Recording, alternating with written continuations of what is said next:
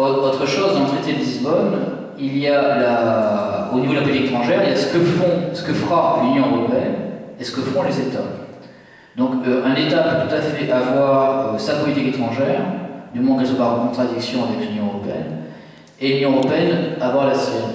Donc ça, dans le traité de Lisbonne, on a mélangé le niveau national et le niveau supranational. Bon. C'est important. Pensez bien que l'Union européenne, c'est une création. On est en création. Ça n'a jamais existé dans l'histoire. Et donc, on est en train de créer un nouveau modèle. Donc, avec des vieilles nations qui se sont fait la guerre.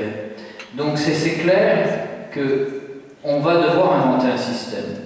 On est en train de l'inventer, difficilement, mais je pense que pour l'avenir, quand je dis qu'on sera que 7% de la population mondiale dans quelques années, notre liberté, notre façon de vivre, on ne pourra la défendre et continuer à vivre comme cela que dans l'Union européenne forte. Et c'est pour ça que j'appelle de mes deux l'Europe puissance, qui n'est pas une Europe avec des vues impériales, hein, mais une Europe sûre d'elle-même et qui a envie de vivre en paix avec elle-même. Voilà. Il faut dire que déjà aujourd'hui, il y a une forte concertation au sein avec les États membres de l'Union européenne pour des positions européennes au sein des autres institutions internationales. Il y a plusieurs groupes de travail à Bruxelles qui se rencontrent régulièrement afin d'essayer de se mettre d'accord sur une position européenne. Et comme ça, c'est déjà un petit peu un réflexe qui est dû au développement politique que d'abord on essaie de développer une position commune européenne et cette position après la présenter dans les institutions internationales. Il y a déjà beaucoup de concertations qui sont faites dans un regard qui sont plus sur les questions du désarmement. C'est assez fort que d'abord on essaie de développer une position commune européenne qu'on représente après ensemble dans cette enceinte internationale.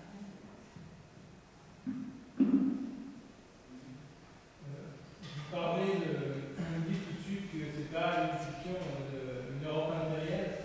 Et j'avais juste deux citations. La première, Barroso, l'autre jour, qui est président de la Commission européenne, déclare qu'il compare souvent l'Europe à un empire, pas juste pour la taille, mais avec l'idée de sortir d'un empire qui n'est pas un empire où il y a un pouvoir central, mais où c'est des pouvoirs qui sont régionaux. On a D'Amato qui a fait le traité européen simplifié avec la Commission, que le président, lui déclare à un journaliste italien que oui, c'est finir de l'ère des nations, c'est de revenir à un monde pré-augusien, une sorte d'une forme de Moyen-Âge, il y a des pouvoirs régionaux. On a Cooper, qui travaillait avec Solana donc sur la question de la défense européenne, qui défend l'idée d'un monde après le traité de paix de Westphalie, après l'idée des nations, et il déclare une Union européenne postmoderne offre une vision d'un empire coopératif. Donc ces gens utilisent le terme empire, ce qu'ils ont en tête, c'est la création d'un empire, où il y a un empire financier et un empire militaire. C'est le modèle espagnol.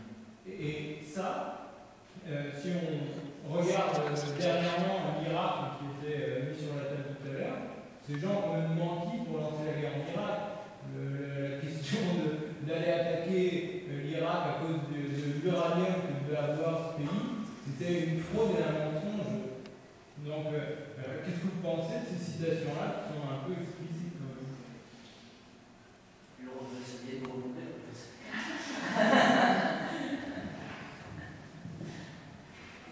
On ne parlait pas le mot empire en relation avec l'Union européenne, ça ne me semble pas une description ni réaliste, ni aussi une description souhaitable de parler d'une empire, je ne sais pas d'où ça vient. Je crois. Oui, ça. Je n'ai jamais entendu ça, disons politiquement. Je crois que ce sera une notion qu'on ne verrait pas. Ce qui était un petit peu derrière, je crois que c'est la quête d'une définition de rôle de l'Europe aujourd'hui et à l'avenir. C'est pour ça peut-être que je ne connais pas exactement le contexte que ce mot a été choisi. C'est finalement encore toute la question comment et où va se placer l'Union européenne va changer rapidement et dans lequel le poids politique et démographique aussi de l'Union européenne probablement va baisser si on ne soit pas avec les nations.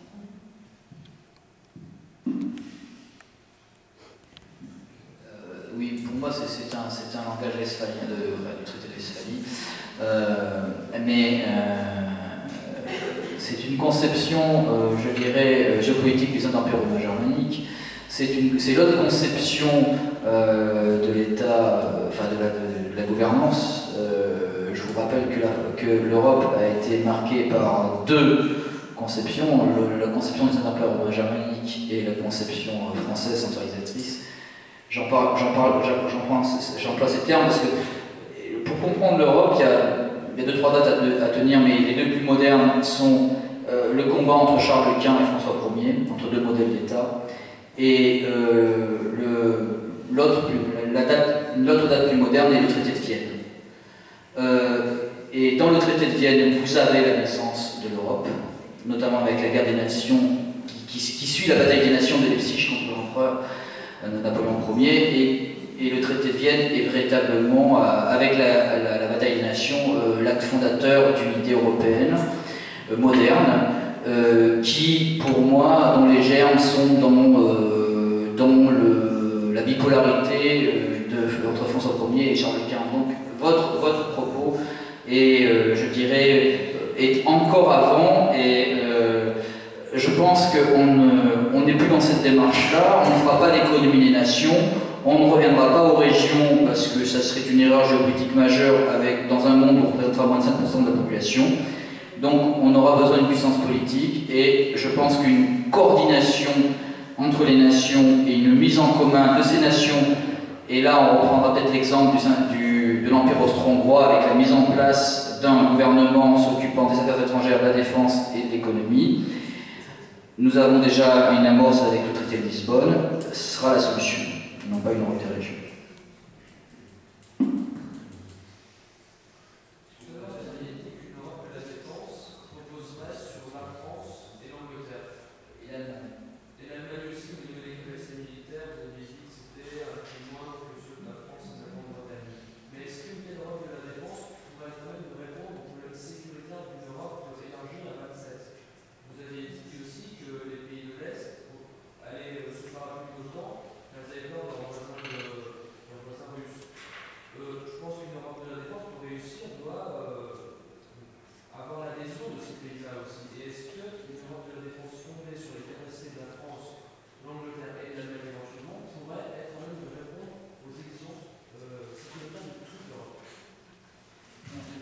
C'est un point de vue pragmatique, ces trois pays peuvent le faire actuellement.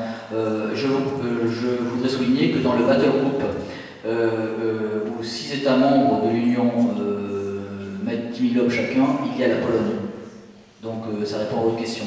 L'Europe de l'Est, avec la Pologne, arrive dans le débat de la défense européenne.